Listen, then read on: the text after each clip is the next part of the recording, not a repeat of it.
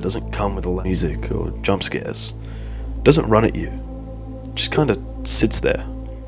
It's too big to fight, too old to care. And that's cosmic horror. And once it clicks with you, it's really hard to forget.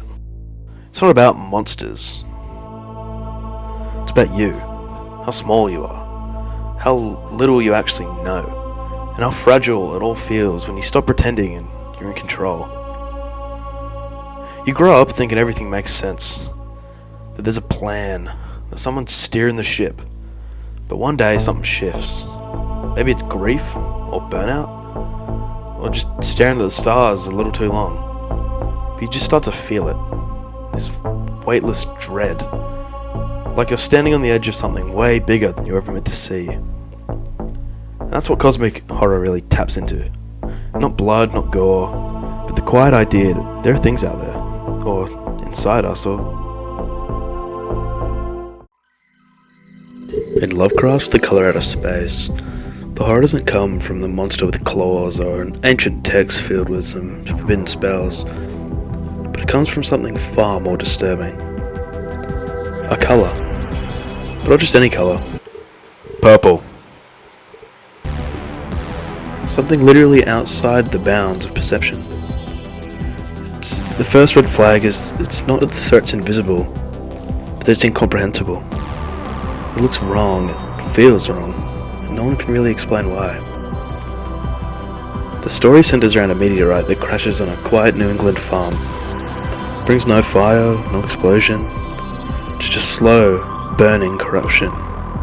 The crops rot in unnatural ways, animals twist into unrecognizable shapes, the well water becomes undrinkable, then soon poisonous. People begin to fade, physically, mentally. They become hollowed out, as if their very essence is being drained. They don't know why. What really makes The Color Out of Space so disturbing is how mundane it all feels. There's no dramatic showdown, no confrontation with some ancient god, just slow, quiet decay. Nature itself bends under the weight of this alien presence. Not because it's being attacked, but because it can't process what it's interacting with. Neither can we. The meteorite isn't inherently what the fuck does that word say? Inherently malevolent.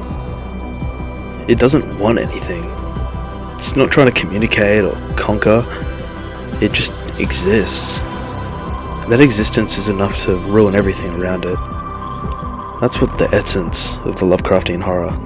Not the fear of death, but the fear of meaninglessness. Fear of contact with something so far beyond our understanding that even acknowledging it leads to madness or decay. Near the end of the story, the landscape is ruined. The family is gone, and the narrator, like most Lovecraft protagonists, walks away shaken, haunted by the sense that something vast and unknowable brushed against reality, and that's still out there.